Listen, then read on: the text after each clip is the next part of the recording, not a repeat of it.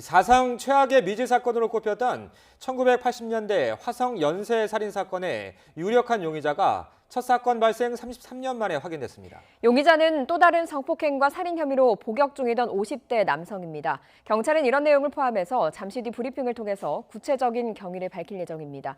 취재기자 연결해서 알아보겠습니다. 송재인 기자. 네, 사입입니다. 자, 어제 저녁에 경찰의 공식 발표가 있었고 오늘 오전에 기자간담회가 열린다고요? 네, 그렇습니다. 경기 남부지방경찰청에서 오전 9시 반에 브리핑이 시작됩니다.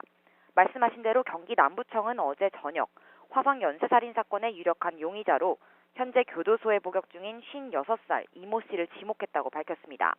그러면서 그동안의 수사 경위 등을 간략하게 발표했는데요. 하지만 여전히 많은 부분이 의문으로 남아 있습니다.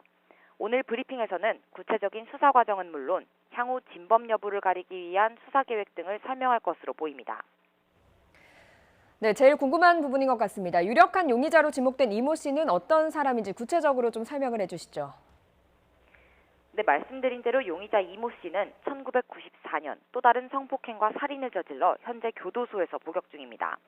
지금 56살인 이 씨는 연쇄살인 사건 당시에는 20대였습니다.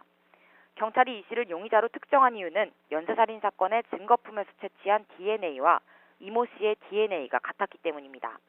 앞서 경찰은 지난 7월 유가족 등의 요구에 따라 화성 연쇄살인 사건을 재수사해왔습니다. 이 과정에서 피해자가 남긴 한 옷가지에서 DNA를 채취했고 이를 국립과학수사연구원에 보내 분석한 결과 이 씨의 DNA와 일치한다는 사실을 확인했습니다. 화성 연쇄살인 사건은 지난 1986년 9월부터 1991년 4월까지 여성 10명이 잔혹하게 살해된 사건입니다.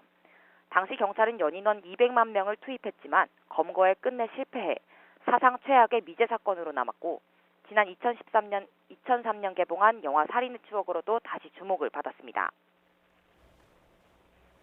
자, 그런데 이 씨는 아직 피의자도 아니고 용의자 신분인 거고요. 진범이라고 아직까지는 특정할 수 없는 거죠? 네, 그렇습니다. 경찰은 아직 이 씨를 진범으로 확정할 수는 없는 상태라고 강조하고 있습니다. 말씀드린 것처럼 화성 살인 사건은 모두 10건인데 이 가운데 아직 2건의 증거품에서만 이 씨의 DNA가 검출됐습니다. 하지만 DNA 분석 결과가 일치했을 뿐 이 씨가 범행 사실을 시인했는지 등은 확인되지 않았습니다. 또 나머지 8건의 범행 간의 관련성도 추가 조사가 필요합니다. 경찰은 남은 증거물에 대해 추가 감정을 의뢰하고 과거 수사 기록을 정밀 분석하는 등 보완 수사를 통해 나머지 사건과의 관련성을 규명할 방침입니다.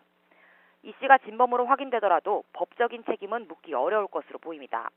2007년 이전에 발생한 살인 사건의 경우 공소시효는 15년인데 마지막 사건을 기준으로 이미 지난 2006년 공소시효가 끝났기 때문입니다.